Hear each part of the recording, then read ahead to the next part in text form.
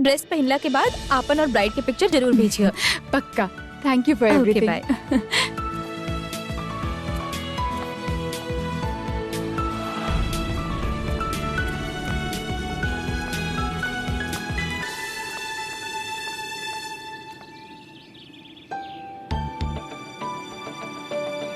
Baby हाँ? गाड़ी की करबा? संजय जी के और के कर बेबी आज तो पूरा कत्ल करे के मूड में बाड़ू।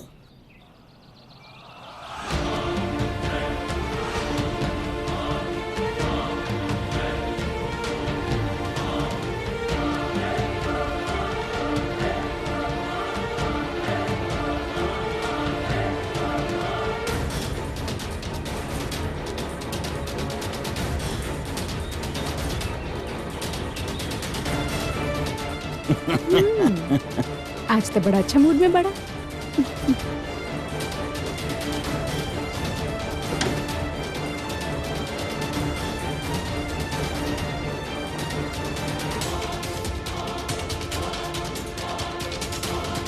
छोड़ो ना संजय, अरे इतना आसानी से कैसे? छोड़ो ना। कल शादी बता है, एटलीस्ट आज के दिन तक ब्रेक ले लेता। शादी तो बस नाम खातिर करत बानी, पर हमरा दिल में हमेशा से तू रहलू और तू ही रहबू। अब अनफॉर्चुनेटली थोड़ा से शादी तो नहीं कर सकत हम, पर मम्मी के सामने स्टैंप लगा के केहू के तो बैठावे के पड़ी। पर शादी के बाद भूल मत जाइए हमरा के। अगर भूले के ही होखत तो ये फ्लैट तो के गिफ्ट में थोड़े ही देती।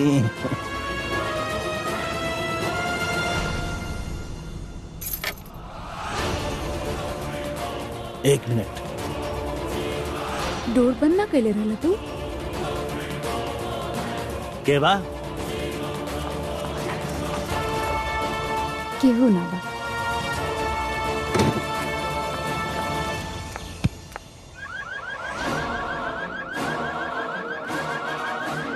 ये तो हमार गाड़ी की आवाज बा।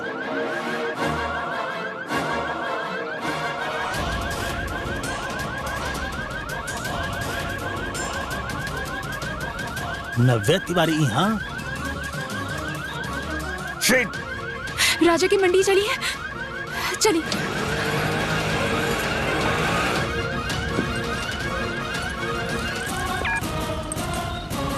सब बर्बाद हो गए। आलोक,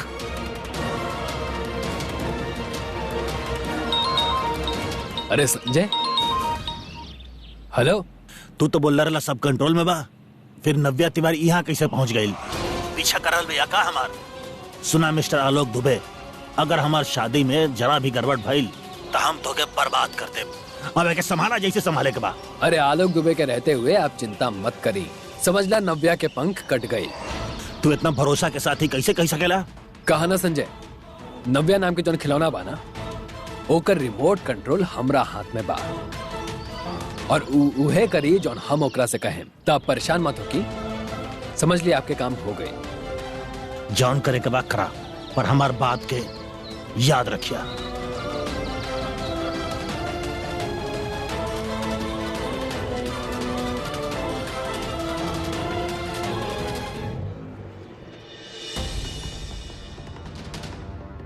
भाई साहब, एक यहाँ पर रख दी।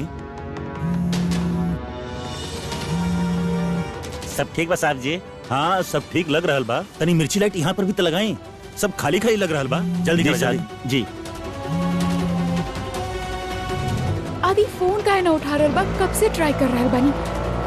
मम्मी जी के करे तानी।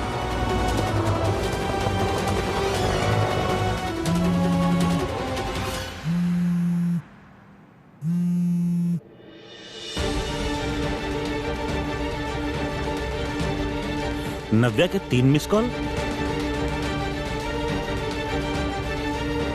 फोन ऑफ हो गई। नव्या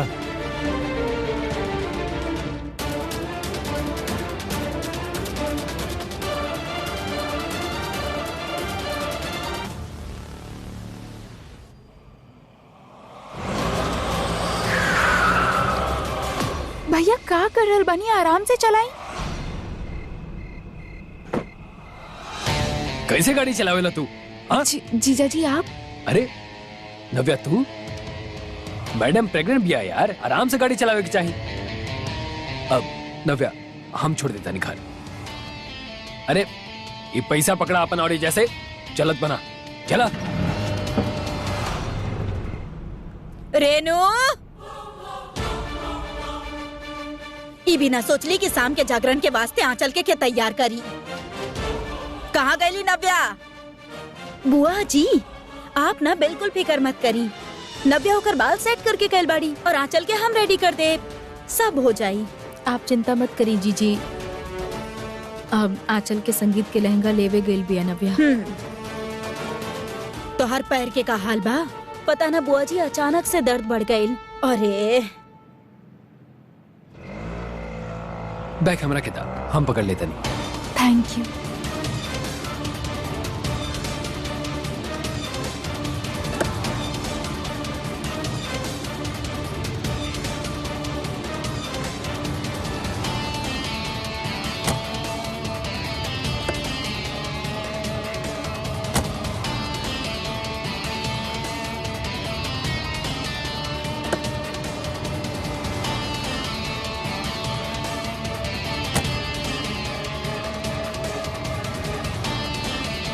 जीजा जी के सामने तो हम केहू के फोन भी ना कर सकेनी।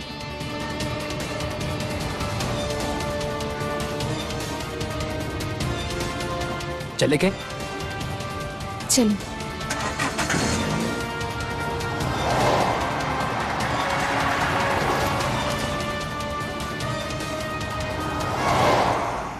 हाँ हाँ श्रुति, ला रहल बानी तोहर गिफ्ट। भाई दूज के गिफ्ट भला कोनो भाई भूल सकेला का? हाँ? चकाचक जरी वाला साड़ी ले ले बानी तोहरा खातिर, वो भी तोहर फेवरेट कलर रेड।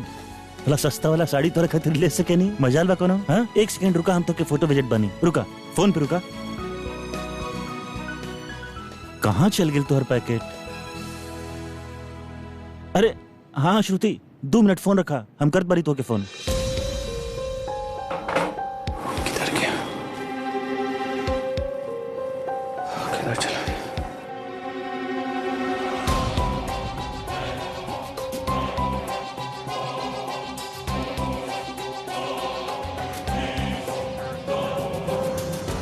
कहीं साड़ी वाला पैकेट तिवारी जी के हाथ न लग जाए।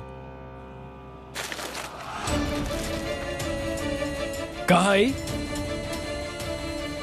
का बाई जी? अच्छा जी, तिवारन जी के पता ही नहीं के कि कहा जी है? कोनो टाइम बम तो नहीं के कि डॉक्टर साहब कहीं छुपा के गए होकियन? अरे तोहफा बा, हाथ में पकड़ा के गए होयन है? ला हमके नहीं के पता कि का बा, केकरा खातिर बा, और उ यहाँ काहे छोड़ के गइल बानी। अच्छा, त तारा कुछ पता ही नहीं के है? ये जो नेकरा ऊपर लिख के गइल बाड़न, का लिखल बा? दुनिया की सबसे प्यारी लड़की खातिर। केकरा खातिर? दुनिया के सबसे प्यारी लड़की खातिर। अरे डॉक्टर साहब के मन में तो तू आज भी 27 साल पुरानी बाड़ू है? तारा खातिर देख के गइल बाड़न। ला पकड़ा, हम ही खोल देता नहीं। देखी था डॉक्टर साहब लेके कायल बाड़न। अरे वाह वाह वाह, का रंग चलल बा प्यार के है? सुर्ख लाल, वाह भाई वाह है। अब बोला कि डॉक्टर साहब लाल साड़ी हमरा खातिर लेके आयल बड़न। भाई तारा खातिर गिफ्ट लेके आयल बड़न, कदर करे कर। पहिना ला ला पहिना और सेल्फी खींचा और उनकरा के भेजा। डॉक्टर साहब के भेजा भाई। अरे पहिना एकरा के और भेजा उनकरा के है? तू फ्रेम करके अपन कैबिन में लगाइयन और दिन रात तार चेहरा देखियन। ला ला ला ला ला खींचा खींचा खींचा। का करत बानी ये सब? आँख चुराने से सच्चाई बदल न जाई, समझ ली तू? 27 साल से मुकुंद के आंख में धूल झोंकल जाता। का बात बा, पहले तू छुप छुप के मिलत होगबू, लेकिन अब मजनू के हिम्मत देखा। सीधा घर पे चलाई, तार हाथ के कचौरी खाए खातिर, तारा के लाल रंग के साड़ी पहनाए खातिर। और चलाकी ऐसन बा होकर कि घर के दोनों दामाद के साथ आयल दोस्त बन के, ताकि केहू के शक ना होके। बहुत बढ़िया चाल चलल गइल बा। वाह, का खेल खेलल जाता है? कहाँ जाता? अरे सुना, कदर करो कर प्यार के, खुल के कह दाज कि तू ओकरा से प्यार करे बोला है। और कहा था कि तहार हमार जीवन में आयल सबसे बड़ा गलती बा। बस करी, बस करी। आप जे कुछ भी कहा था नहीं, ओकर एक शब्द भी सच नहीं के।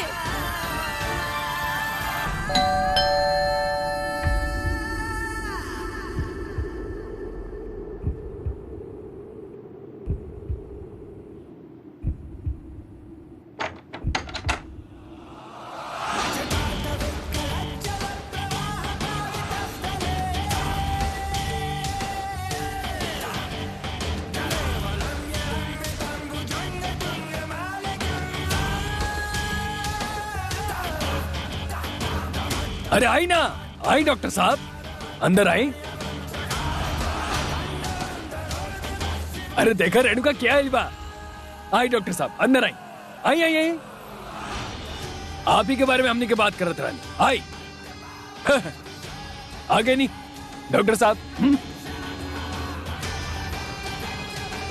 दिल के डॉक्टर आइल वाला दिल वाला के दिल के हाल पता करे।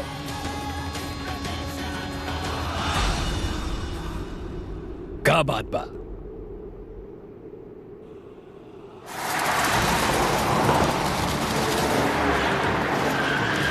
What the hell, कैसे चला रहल बानी आप? गाड़ी रोकी प्लीज। कहाँ कर रहल बानी आप? गाड़ी रोकी प्लीज।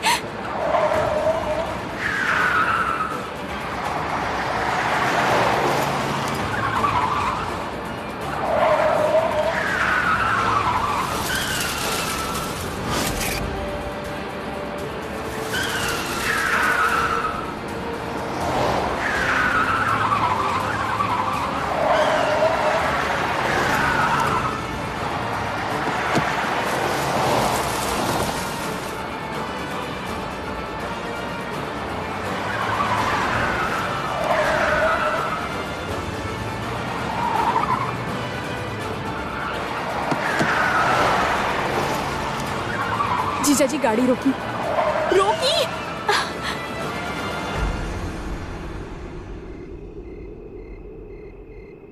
I'm really sorry। वो कहा ना कि हमारा गाड़ी तेज चलावे की आदत बा। हम तो भूली गए नहीं आप प्रेग्नेंट बानी। अब बच्चा तो ठीक बना आपके। दरवाजा खोली, हमके घर जाए के बा। अरे हमने के घरे तो जाता नहीं। देखिए आप दरवाजा खोली, हमके जहाँ भी जाए के बा हम चल जाए। आप खोली नव्या जी, प्रेगनेंसी में इतना गुस्सा कैल ठीक बात नहीं खे। दरवाजा खोली।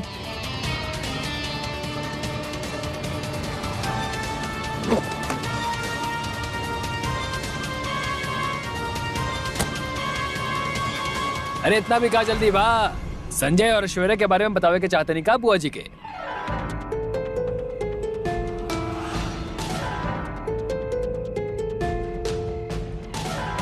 या आप या ये बताएं कि आप अपन आंख से दोनों के एक दूसरे के बाहों में देखें।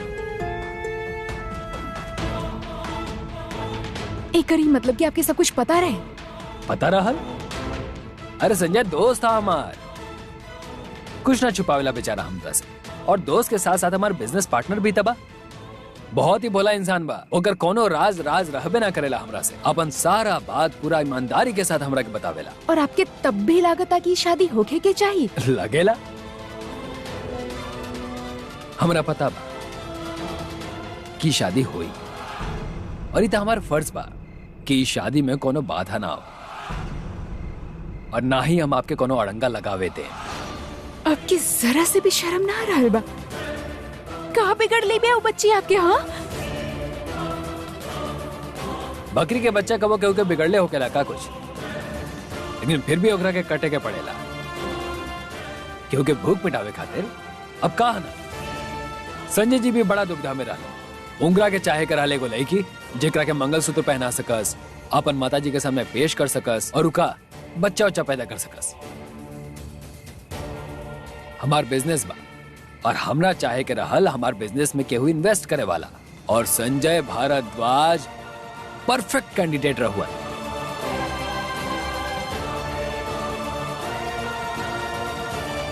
बड़ा मतलबी और घटिया किस्म के इंसान बनिया।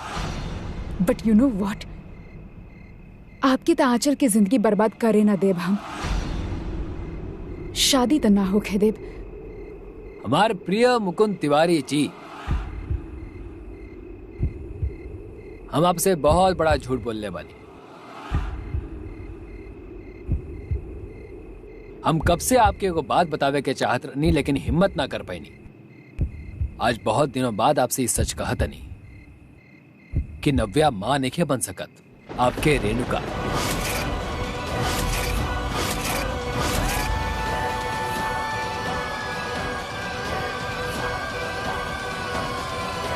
सुमित्रा जीजी के सोच के कारण अभी तक ले ना बता पाई। अब आपसे और झूठ नहीं बोल सका।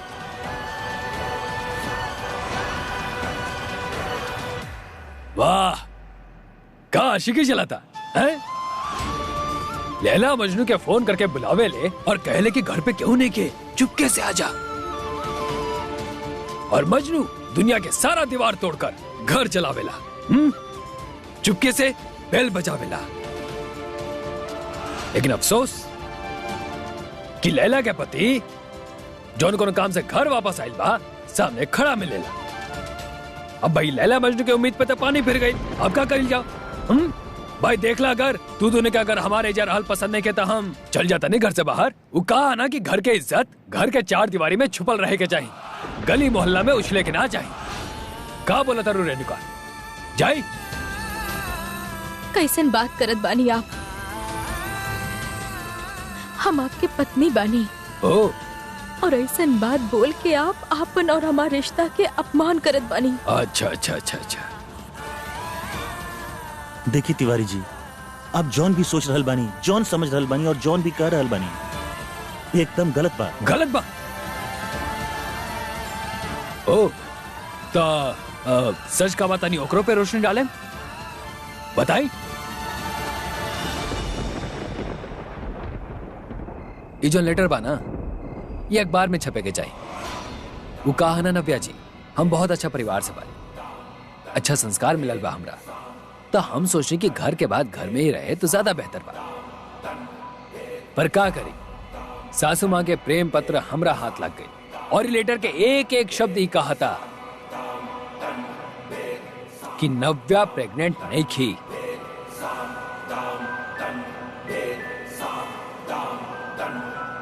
आपकी सासू माँ न केवल उनका पति से बल्कि भोली भाली बुआ जी से भी झूठ बोली, उनका आंख में भी धूल झोंक ली। हम तो ई सीन सोच सोच के तड़पता नहीं कि जब ये बात बुआ जी के पता चली तो ऊ का करिया। आपके पापा जी के तो हमरा पता बा, वो निकलियन सासू माँ के सीधा घर से बाहर, लेकिन हमारे इंटरेस्ट बा बुआ जी में। हम तो ये सोचता नहीं कि उनकर का रिएक्शन हुई जब उनका सारा सच पता चली। देखिए, हम सच बतावे चाहत रहनी, पर झूठ बोले के पड़ल और ओकर। लेकिन झूठ तो झूठ होला ना भैया जी।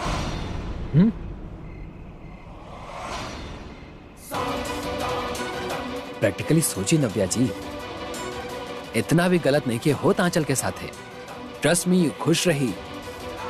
आप हमरा के वो बात बताई, आगरा में सन कितना लेकी बाड़ी सन जे लोग के कोनो अंदाजा ही ना होला कि लोग के पति घर से बाहर जाके का करता। वो तो खाली अपन घर में, गहनों में, अपन पूरा गृहस्थी में बिजी रहेला लोग। हाँ, चलिए आज आपसे एगो वादा करतनी।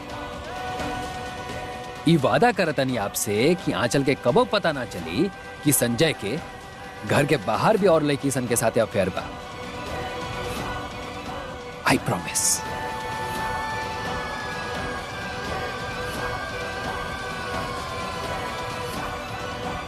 का सोचा था नहीं?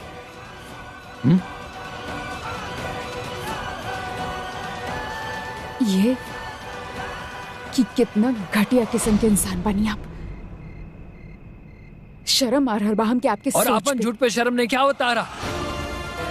एक बार और समझाओ तनी, अगर एक और गड़बड़ कैलू ना तो तू आलोक दुबे के जानत नहीं खो कि हम कौन हद तक गिर सकत नहीं।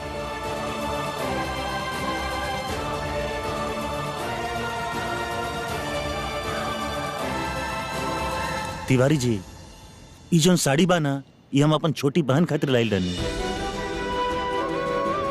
हमार दुनिया में अगर केहू सबसे प्यारी लड़की भी आ तो हमार छोटकी बहन भी आ, और केहू ना। और वो तो बाजार से संजय आलोक सीधा हमके यहाँ घर लेके आ गए रहन, और गलती से ही। गलती? सब कुछ तो गलती से होता डॉक्टर साहब है। आप गलती से इस घर में अपन पुराना प्यार के पास आई नहीं, और गलती से ही लाल साड़ी आप ही घर में छोड़ के गई और गलती से आप ओकरा के लेवे भी आई और वो भी तब जब घर में घर वाला लोग ना होके। वाह डॉक्टर साहब बहुत ज्यादा गलती नहीं क्यों?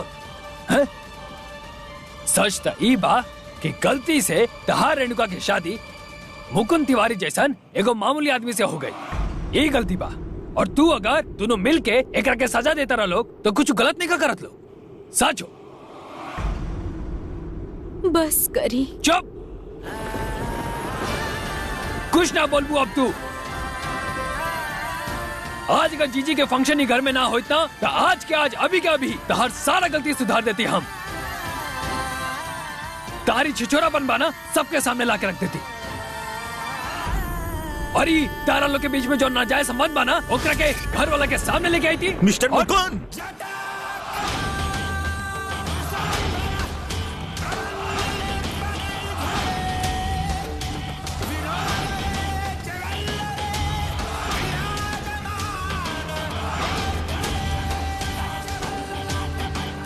बस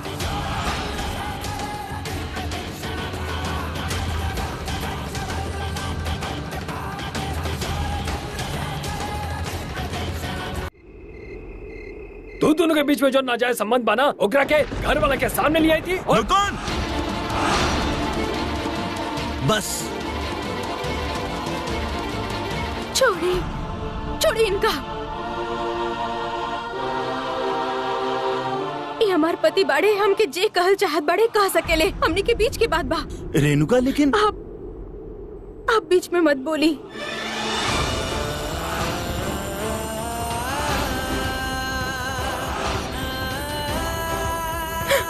आप जाइए यहाँ से, चल जाइए यहाँ से।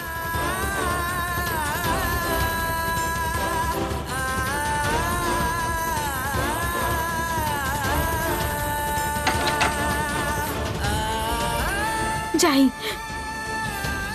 चल जाइए।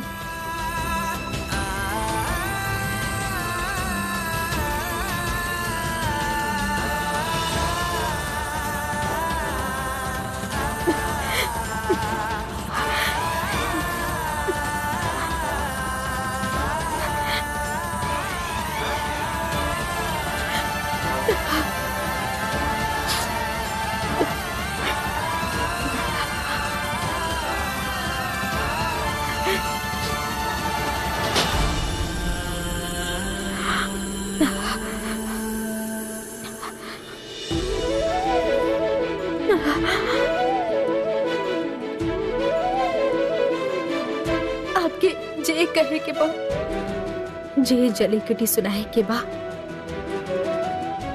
जे कुमार निकाले के बा निकाल ली ही। हम खड़ा बानी आपके सामने, लेकिन कम से कम बाहर वालन के सामने ई तमाशा मत करी। वाह का नौटंकी बा है? पति के सामने प्रेमी के बाहर वाला बता के पति के दिल में उतरने की कोशिश कर जाता, ताकि जब पति के तरह पे पूरा भरोसा हो जाओ, वो अपन आंख कान बंद कर लो तो बाहर वाला के साथ बाहर भाग जा। का बात बा, मान के पड़ी रेणुका तारा के। वाह, एगो बात बताई रेणुका, तू नफरत करे के लायक भी नहीं खू।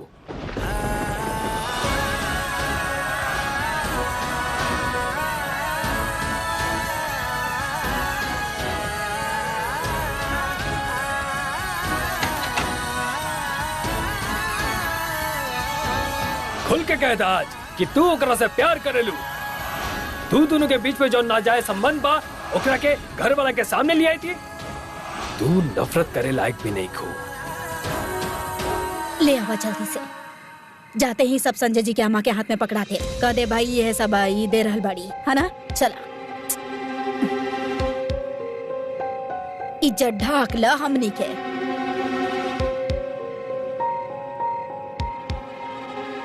राधे राधे जी, राधे राधे। राधे कैसन बनी आप सब? बहुत अच्छा। खुश रहा बेटा, खुश रहा। आचल बेटा, आज अब बड़ा बदलल बदलल लागत आनी। एक्चुअली वो आंटी वो कब ना पार्लर से ना बाल सेट करवा के आयल बाड़ी, ऐसे अलग लगत आड़ी। जी जी जी जी काबा कि बिया हो रहा बा एकर त खुशी और प्रेम के रंग चढ़ गए चेहरा पे। जी आदि जी, नव्या जी आपके संगे नहीं किया का बात संगीत के फंक्शन खातिर होके कपड़ा सेलेक्ट करे रहल, काम खत्म करके सीधे यहाँ जी हैं। अरे आप लोग अंदर चलिए ना, जी हम देखत बानी का बात। आई आप लोग।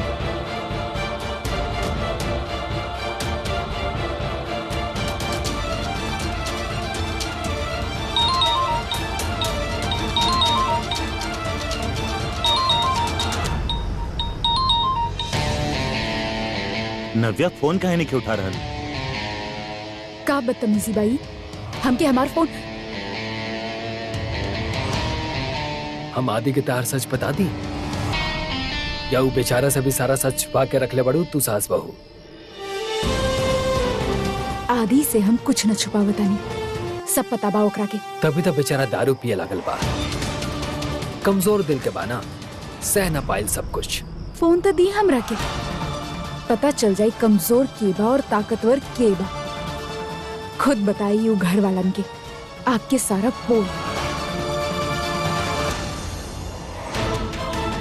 देखा ना प्या, हमार जौन हुई तौन हुई, लेकिन अगर आदि के साथ कुछ गलत भइल ना तो तू सह ना पाई। तू पिछला बार के एक्सीडेंट याद बा ना, वो तो अनजाने में भइल दारू पी, पर सोचा ए बारी सच में अगर कोनो ट्रक ओकर बाइक के आगे गलता ओकर का होई? सोच लेना प्या, एगो शादी बचावे खातिर कितना जान के मुश्किल में डलबू, अपन खुद के, अपन सासू माँ के और इकलौता अपन पति के। खोट तारा में बा, बच्चा तू नहीं क्यों पैदा कर सकत और भुगते सारा फैमिली के लोग। देखा हमरा कोनो प्रॉब्लम नहीं है आदि और सासू माँ के इन्वॉल्व करे में। कहा ना कि जितना ज्यादा लोग उतना ज्यादा मजा।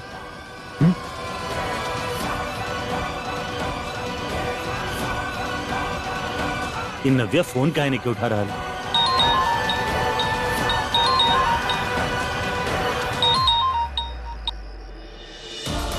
हाँ आदि जान कहाँ बड़ू? मैं कॉल उठा रहल बड़ू ना कर रहल बड़ू, सब ठीक बा ना? सॉरी बेबी, वो साइलेंट पे रहे। हम उहे पहुंच रहल बानी, उहे आके मिलतानी। ठीक बा, हम तुम्हारा इंतजार करत बाने। ओके वाह, कितना पारिवारिक संस्कारी बहू बिया नव्या ना।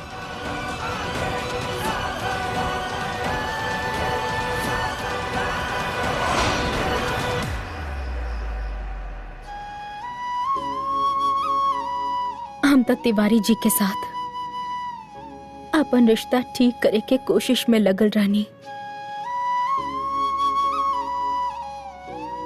लेकिन वक्त हमार पीठ पे ऐसा लाठी मरलस कि हमार कमर ही टूट गई। पर चाहे कुछ भी हो जाए, तिवारी जी अपन मन में ऐसन वहम पाल के बैठ गल बाड़े कि ओकर कोनो इलाज नहीं खे।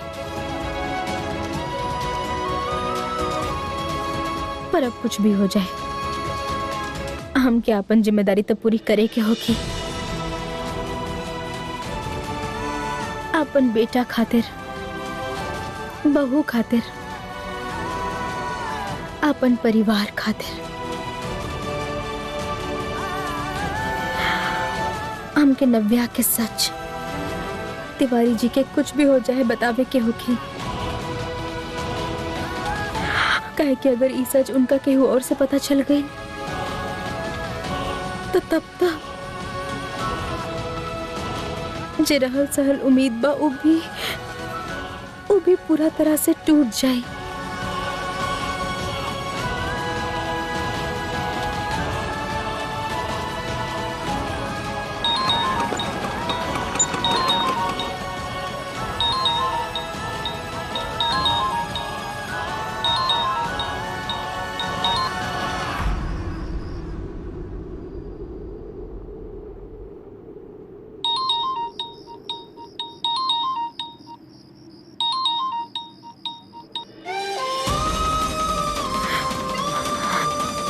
ई त हमार फोने में खन उठावत। जे इंसान हमरा से बात तक नहीं की कल चाहत, उनका हम कैसे सच बताई।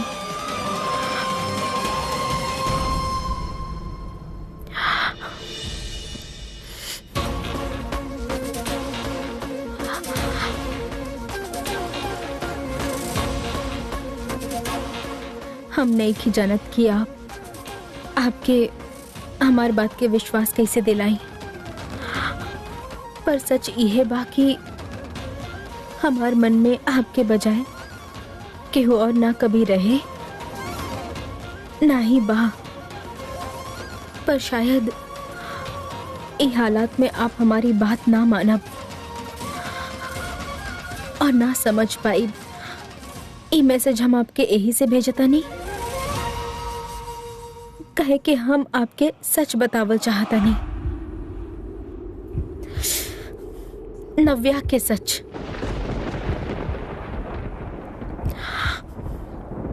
नव्या पेट से नहीं खे और ना ही वो कभी मां बन सकेली।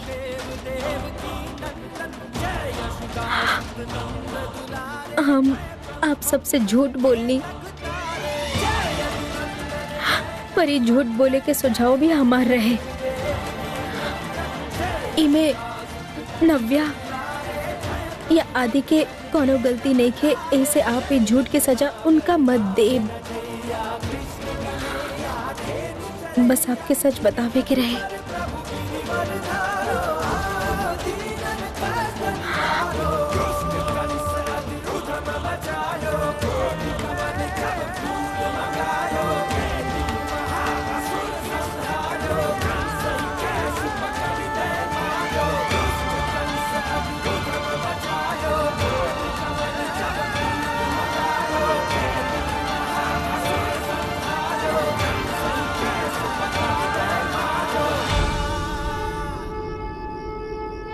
मिल के अच्छा लगल तो उससे फोन की इंतजार करब।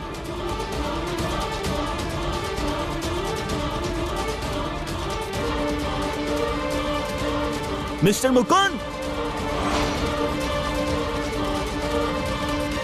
साहब एगो गुब्बारा ले ली ना साहब, आज सवेरे से बिक्री नहीं के भाई। अरे जाना है जैसे साहब एगो ले ली साहब।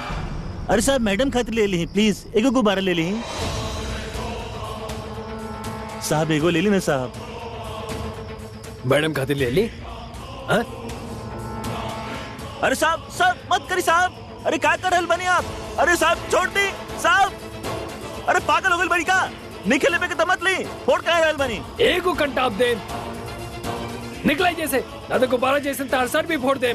हमारा नुकसान तो भर दी कम से कम। चला नुकसान भर दी। कब पागल आदमी भाई।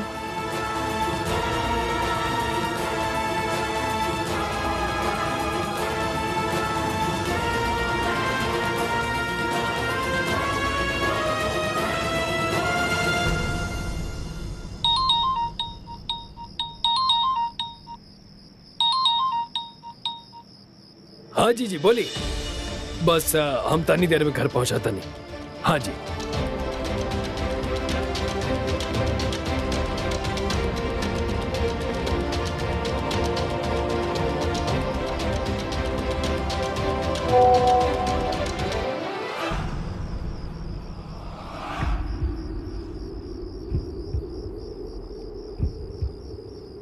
हम नहीं की जानत कि हम आपके हमारी बात के विश्वास कैसे।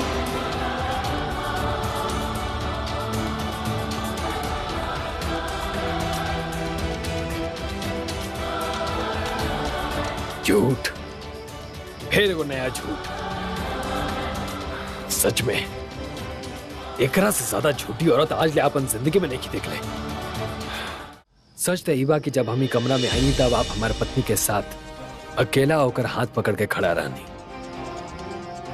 और तौलिया बदले से कुछ ना हुई। रेणुका तिवारी जी, हमरा तो वैसे भी इस्तेमाल कई गई चीज के साथ जिंदगी बितावे की आदत पड़ गई बा। लैला मजनू के फोन करके बुलावे ली और कहे ली कि घर पे क्यों नहीं के, चुपके से आजा। और मजनू दुनिया के सारा दीवार तोड़ के घर चलावेला। सच तो ई बा कि गलती से तहार रेणुका की शादी मुकुंद तिवारी जैसन एगो मामूली आदमी से हो गई बा। आप जाए यहाँ से, चल जाए यहाँ से।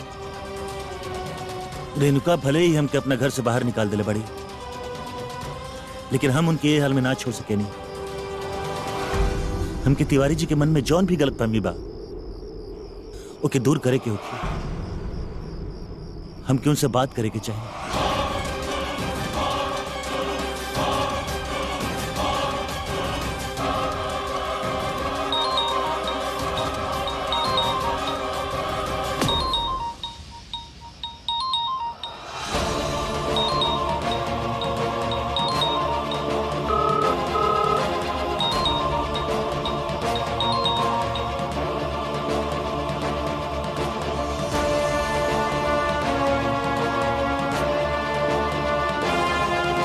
पिकअप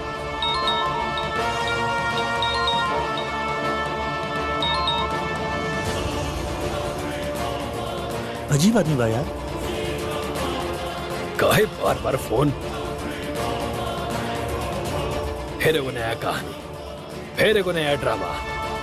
ये दोनों के ड्रामा ही खत्म ना होला। तिवारी जी बात तो करेगा कि हम क्या आपसे उनका घर पे मिलावट बने।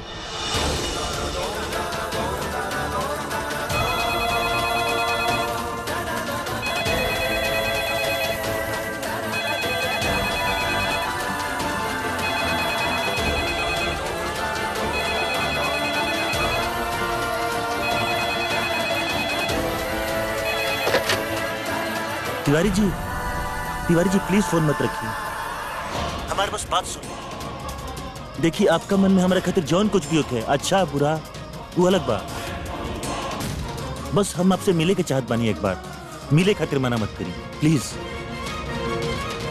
आपके मोहल्ला के घर के पीछे वाला ग्राउंड में हम इंतजार करत बानी। बस 5 मिनट, बस 5 मिनट चाहिए आपके। हमके बहुत बड़ा एहसान होगी आप। हमके यकीन बा आप हमके निराश ना करब। हम आपके इंतजार करत बानी प्लीज।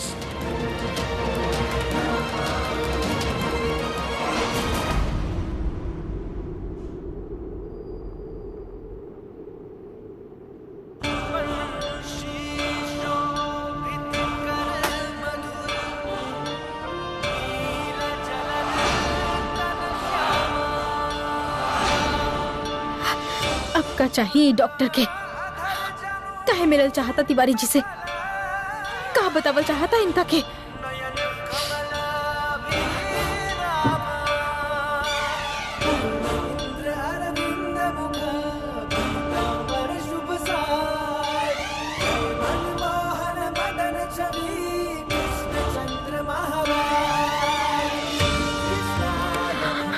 हमके क्षमा करब बंसी वाले। हम ये अखंड दिया के ऐसे यहाँ छोड़ के जाता नहीं, पर इस समय हमार घर के अखंडता के दिया में और ओकरा बचावे खातिर हमके घर से बाहर कदम उठावे के होगी।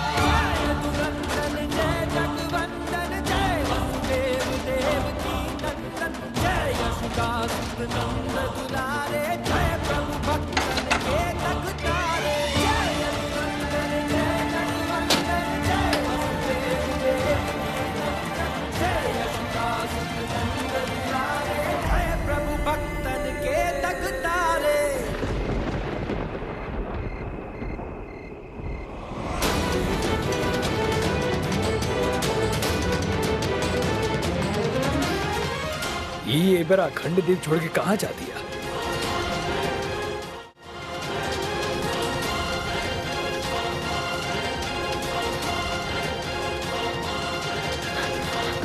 और कितना दुख देव हमने के। रेणुका,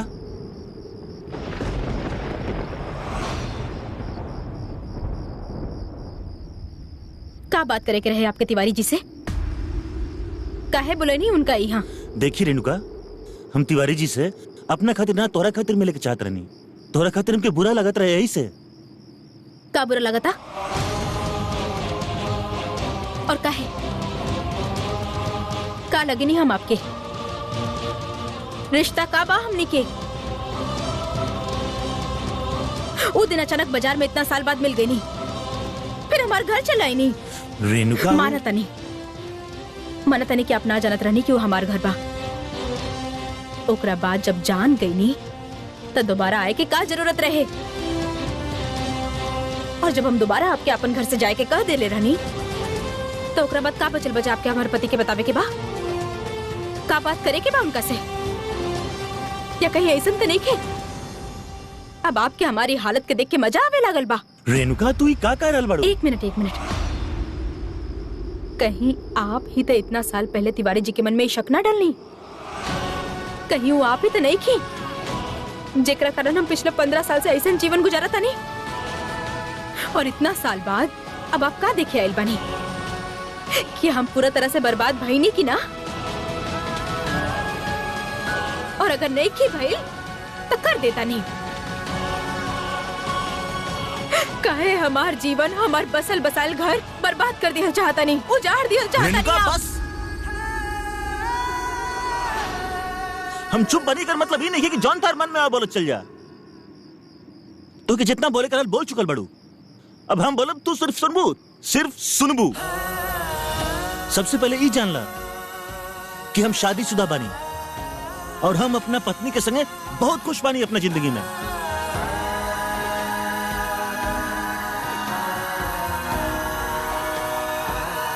तू जाने की चाहत पड़ू ना कि का बा हमनी के रिश्ता? सुना,